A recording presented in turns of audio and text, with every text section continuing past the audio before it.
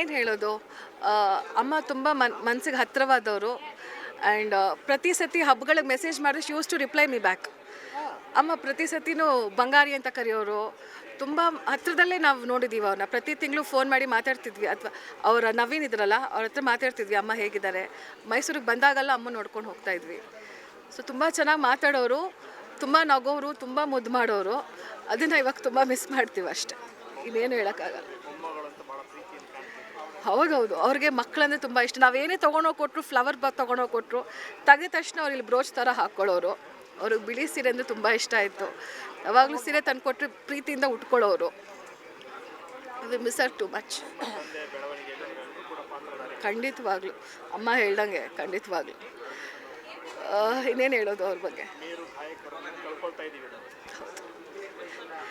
ಇನ್ನು